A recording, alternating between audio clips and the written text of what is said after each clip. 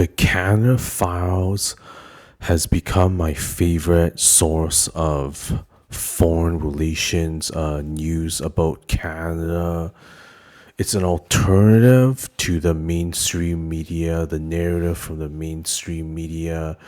I encourage all my followers here on YouTube, Reddit, and whatever to visit thecanadafiles.com. The links in the description and the link to the Canada Files YouTube channel is also in the description. Consider subscribing to the Canada Files newsletter on the website. When you go to thecanadafiles.com, subscribe to their newsletter and also follow their YouTube channel. They're only like around 50 or 70 subscribers till they get monetized. So please support the Canada Files. This has become my absolutely favorite alternative media source, and this stuff's not available in mainstream media, but all this stuff is true. I have knowledge about this type of stuff based on observation from real life, and just look at all this stuff from Twitter. That these are like primary sources. It's not controlled or censored by big corporate media.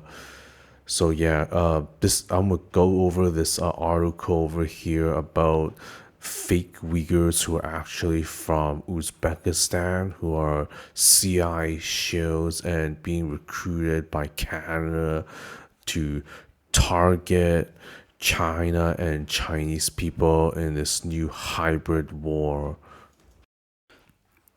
Canada over here is creating a second Air India. The only difference this time is that it's China. Canada has been housing Sikh separatists or Khalistani separatists trying to separate Punjab province from the rest of India since the 1980s. And Canada's just not learning from its past mistakes, or it's intentional. So right now Canada's taking in probably like a few thousand or 10,000 fake Uyghurs who are actually from like Kazakhstan or somewhere in Central Asia, who are motivated anti-China and anti-Chinese terrorists. ETIM, East Turkestan Islamic Movement, labeled as this group is labeled as a terrorist organization by the United States. And what we have in this photo here is two fake Uyghurs and this retired general guy from Canada. So this is just not looking good over here. So we have Mehmed Tohi. This guy's friends with Benny Rogers, that guy who's creating fake news about Hong Kong. So it says, yes, great to be with great Canadians. As more Uyghurs to arrive in Canada next year, some of them will join the Canadian Armed Forces under the new command of whatever. We reflect the work we did for Mr. Sil, and he's a terrorist too, in jail in China. So this guy's a paid off CIA shill, even though he's labeled as a terrorist by the United States. And check over here. That's what it says here. Okay, so Canada has a recruiting problem for its armed forces, be it's a piece of crap. Uh, Veterans get treated like crap. Homeless drug addicts in Canada get better treatment and just get better benefits than people who risk their lives fighting for Canada. That's just sad. So nobody wants to join the army. No Canadian citizens want to join the army. So now they're watering down the recruitment requirements. So permanent residents of Canada who are who are just like fresh off the airplane or whatever, like these fake Uyghur separatists, anti-China, anti-Chinese haters out there. They can just join the Canadian army in any time. So these people are just mercenaries. And when you have a bunch of dangerous Islamic terrorists from Central Asia, who knows what they could do? They're a danger to airplanes, they're danger to Chinese people, danger to Air China. So let's check what. Oh, this is not looking good here.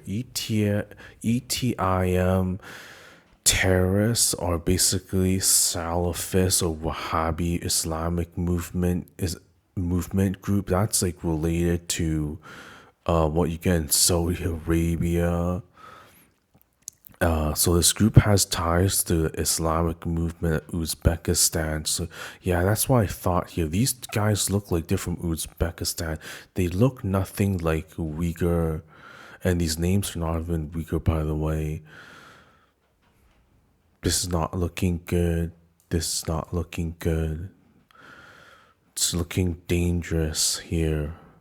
So, how refugee to permanent resident of Canada can instantly happen? So, there are these like special interest groups, such as, for example, there's a church group or a special interest group. They can do private sponsorship of refugees. So they apply for help people, sponsor people to be a refugee, and once these people land at the airport in Canada, they become permanent residents of Canada instantly, and these people can join the army right away. There's no like, these are not your conventional refugees. These people are just, this is like legalized corruption pay. So there are these like special interest groups who can pay the government to sponsor refugees, and they become permanent residents of Canada right away. There's no refugee hearing or anything like that. So this is pretty dangerous stuff. Islamic terrorists joining the Canadian army, and these are people who are motivated to take Chinese people down and China down, and these people are just straight up terrorists related to Al Qaeda over here. Yeah, so this is not a good idea.